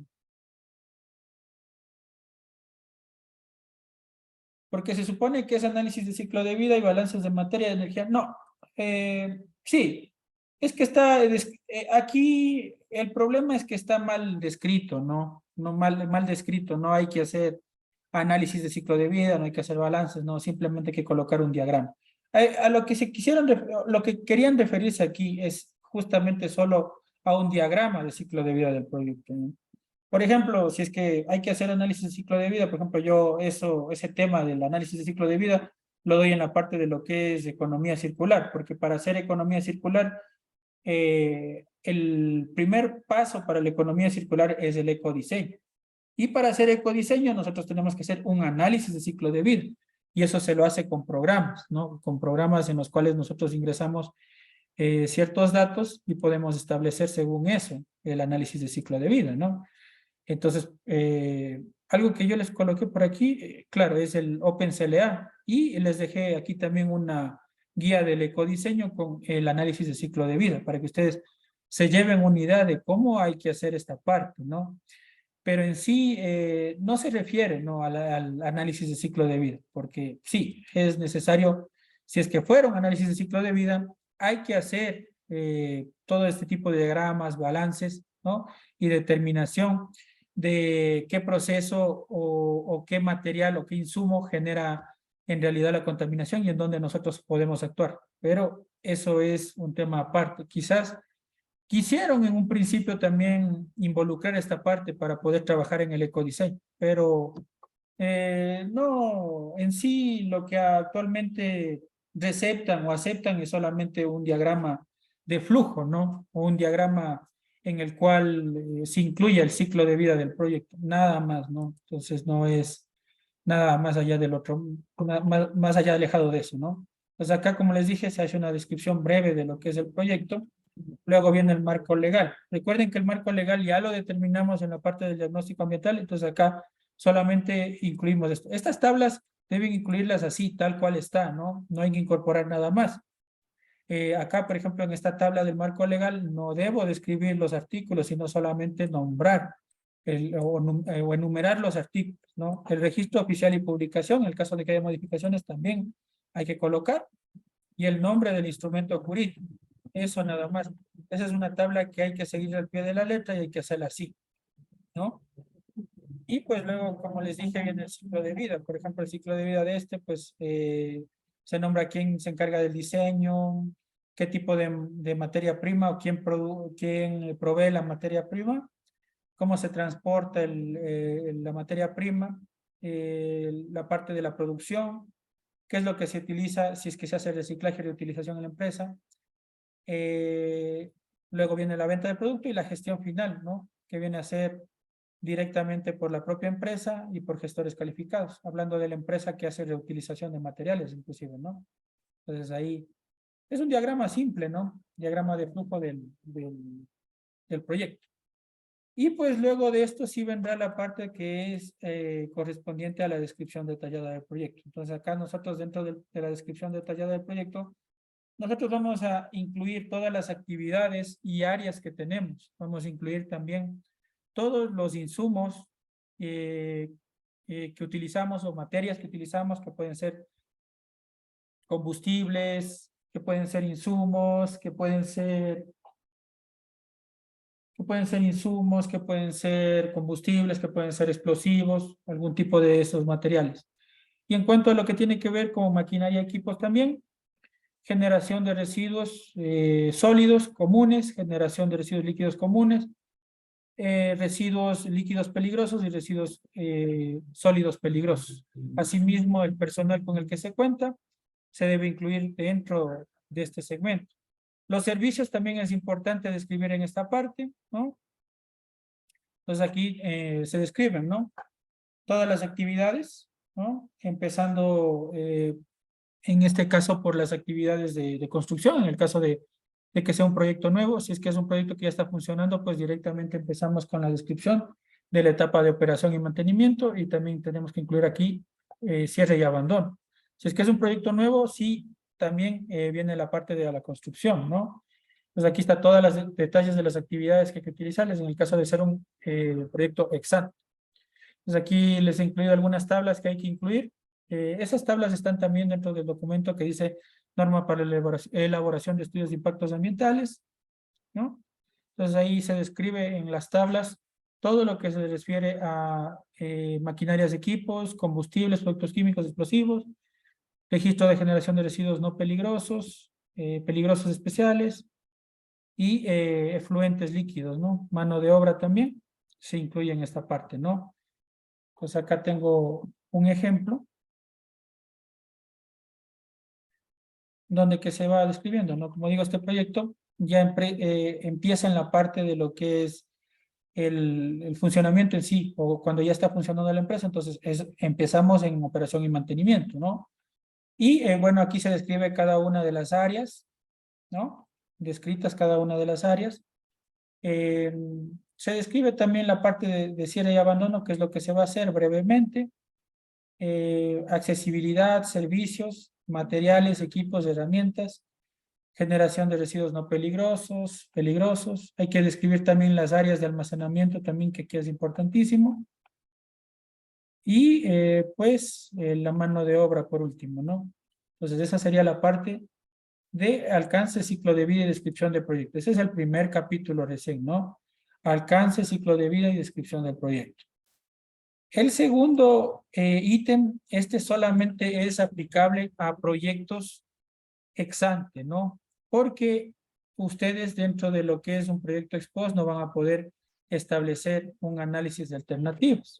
Eso es algo que, bueno, está claro, ¿no? Porque ustedes no van a poder determinar un análisis de alternativas en un proyecto que ya se encuentra funcionando. Esto es solamente para en este caso, actividades ex ante, ¿no? Solo en ese caso se aplicaría el análisis de alternativas de proyecto. Entonces, dentro del análisis de alternativas de proyecto, siempre que yo pueda establecer alternativas técnicas, las establezco. Y en el caso de no establecer o no tener cómo establecer alternativas técnicas, establezco alternativas de ubicación, ¿no? Entonces, por ejemplo, en el caso de que sea una empresa, ¿no? Que realice gestión de residuos peligrosos, ¿no? Por ejemplo, podemos establecer la utilización de incineración de pirolítico, horno pirolítico o incineración pirolítica, que es una mezcla de las dos. Entonces, se puede establecer, por ejemplo, ahí criterios técnicos, pero en el caso de no poder hacerlo, se establecen criterios de selección y ubicación, ¿no? Entonces, dentro de eso, cuando nosotros establezcamos 3 ubicaciones, vamos a hacer el establecimiento de viabilidad tanto técnica, social y ambiental. Entonces, ahí nosotros vamos a dar ponderación a cada uno de los sitios según se establezca, ¿no?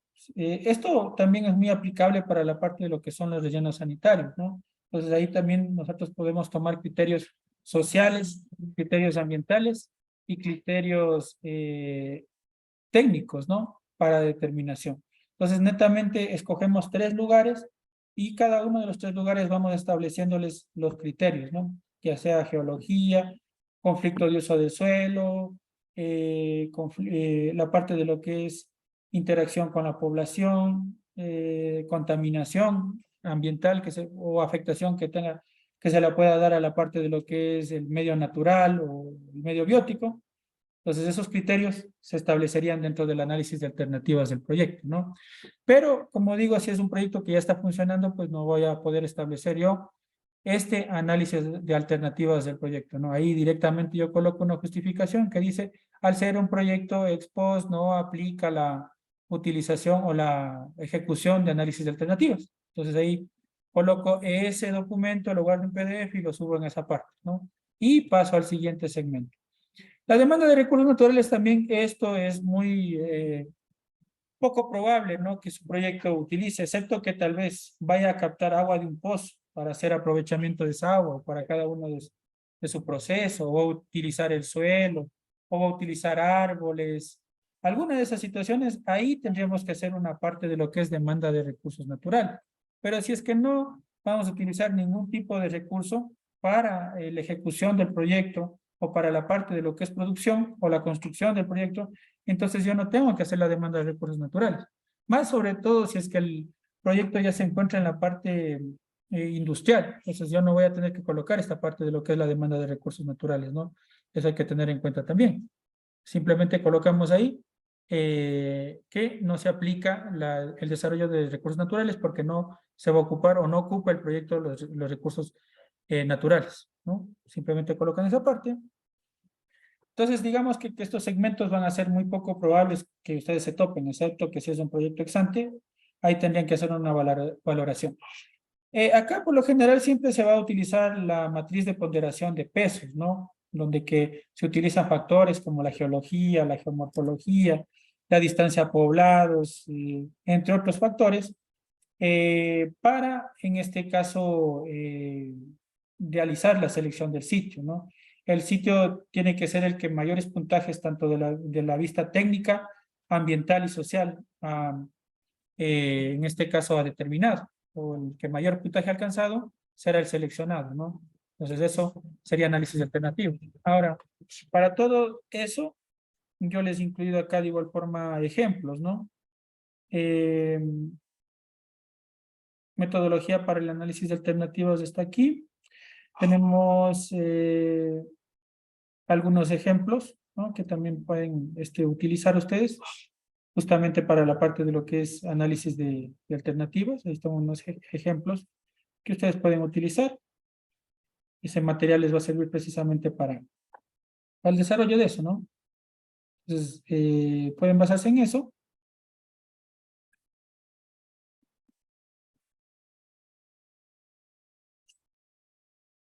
Y acá también tienen otros documentos que les va a servir para reforzar justamente esta parte del desarrollo del análisis de alternativas. Como digo, la demanda de recursos naturales también va a ser muy poco probable, ¿no? Excepto que el proyecto vaya a utilizar algún tipo de recurso natural.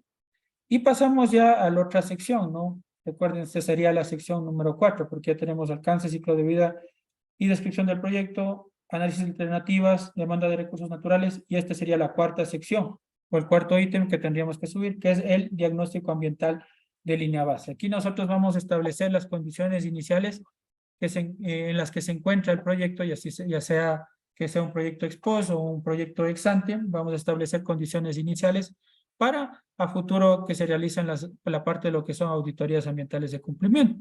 Entonces, dentro de esto, nosotros vamos a establecer primero el componente físico y luego el componente biótico, ¿no? Dentro de la determinación del componente físico, nosotros vamos a tener que hacer todo lo que tenga que ver con climatología, con lo que es agua, con lo que es suelo, con lo que es aire y lo que es ruido, ¿no? Entonces, todo eso iría involucrado en esta parte, en estos componentes, ¿no? Obviamente irá geología, geotecnia, hidrología, ¿no? Y de igual forma, hay que hacer aquí los análisis, que ya vamos a irles explicando cómo ir determinando cada una de esas situaciones. No, como repito, no todos los proyectos van a tener que hacer, ya les he dicho en días anteriores, no todos los proyectos van a tener que hacer análisis y todos los análisis tampoco se aplican, sobre todo si es que ya estamos hablando de una parte urbana, una parte industrial. El análisis del suelo no se lo va a realizar, ¿no? Lo que tiene que ver a emisiones a la atmósfera también hay ciertos niveles, ¿no? La calidad del aire también en la parte urbana va a ser, no se va a poder determinar, ¿no? Entonces, esas cosas hay que considerar, ¿no? Entonces, de igual forma, siempre hay que hacer mapas para toda esta situación de los muestreos, siempre hay que establecer una metodología. Los muestreos realizados no deben exceder el año anterior a la presentación del estudio. Y siempre, como les mencionaba, debe ser realizado por un organismo acreditado por el SAE. No lo podemos hacer nosotros, ninguna fase de monitoreo ni de muestreo, ¿no? Tienen que hacer eso. Entonces, tenemos dentro del medio físico, como les iba nombrando, la climatología, el ruido ambiental, la geología, geomorfología y sismicidad, edafología, calidad del suelo, uso del suelo, calidad del aire, hidrología, calidad del agua y paisaje. Entonces, todos esos componentes nosotros los vamos a ir describiendo. Acá esta tabla que yo les he adjuntado es una tabla que utilizábamos anteriormente cuando el sistema SUIA antiguo estaba vigente. Entonces, ustedes pueden utilizar o pueden basarse en esa plantilla, ¿no? Que está acá, me parece, plantilla medio físico, ¿no? Entonces pueden utilizar esa para poder ordenar sus ideas y poder recolectar información también. Pueden utilizar esa plantilla de medio físico, que esa ya no se sube al sistema, ¿no? Ya no se sube tampoco como anexos, ¿no? Entonces no es necesario esa parte.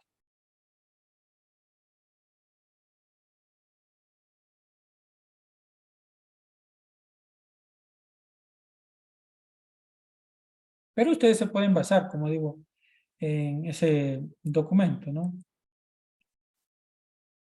Entonces les muestro en el ejemplo, a ver.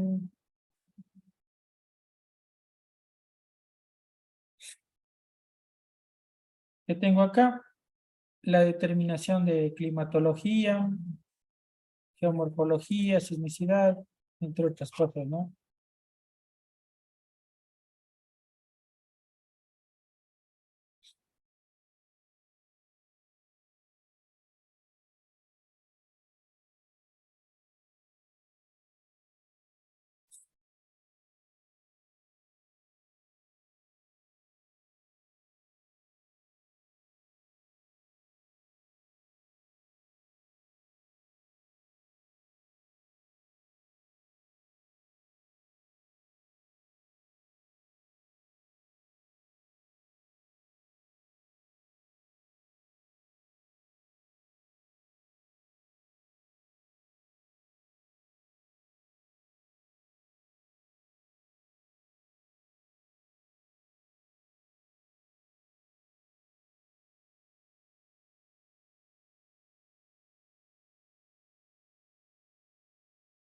Entonces aquí, por ejemplo, ¿no? Se puede recolectar información de lo que respecta al clima, de la hidrología también y de la calidad del agua, ¿no? Que pueden ustedes utilizar, como digo, como guía para la parte de lo que es el diagnóstico ambiental de línea base, ¿no? Y luego esos datos que ustedes recolecten, que por cierto, estos datos tienen que obtenerlos de anuarios de las estaciones meteorológicas. A veces las estaciones meteorológicas no tienen los anuarios en el internet y toca irles a solicitar de manera física, ¿no? Entonces, ustedes traten de conseguir esos datos, siempre será importante. Y si lo pueden conseguir de a través de en línea, de esos datos también pues les ahorra bastante tiempo, ¿no? Pero esto es más investigación bibliográfica antes que cualquier otra cosa, ¿no? Entonces acá primero se establece la climatología. Ahora para todo componente siempre se establece primero la metodología, ¿no? Se extrae la metodología del correspondiente documento, ¿no? Entonces aquí tenemos, por ejemplo,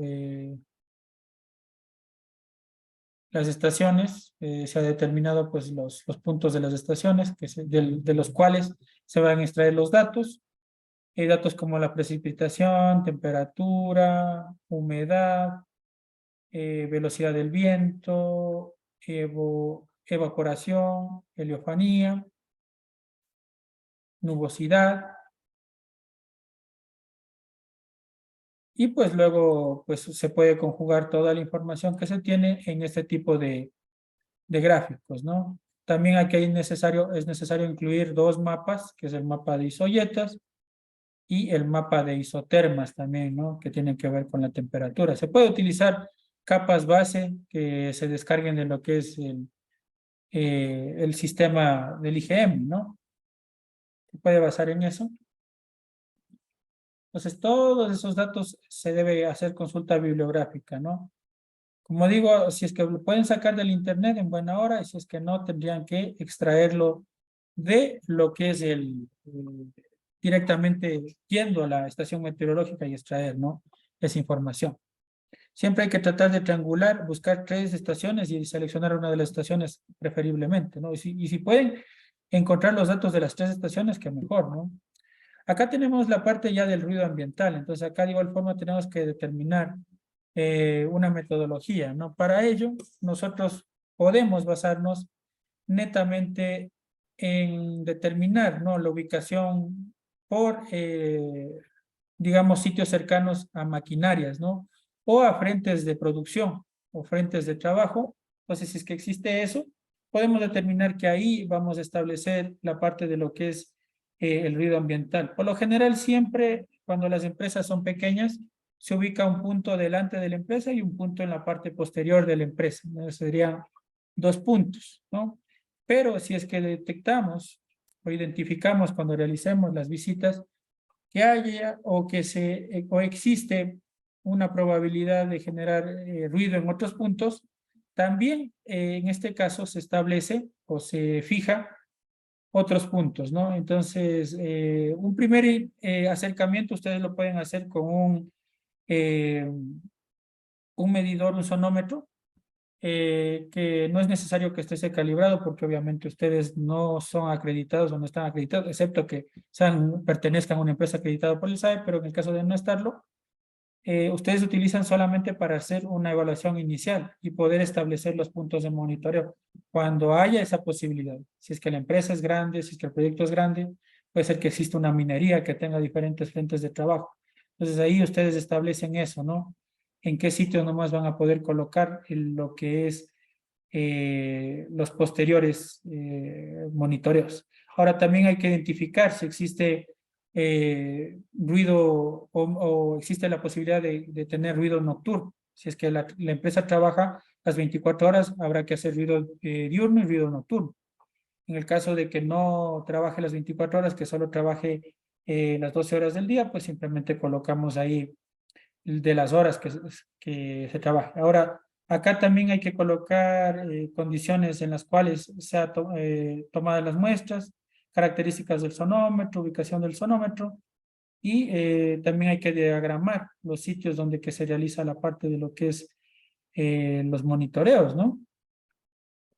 Aquí se ingresan los datos, las coordenadas, tipo uso de suelo, el ruido, los datos que hemos obtenido, evidencia fotográfica que también es necesario, ¿no?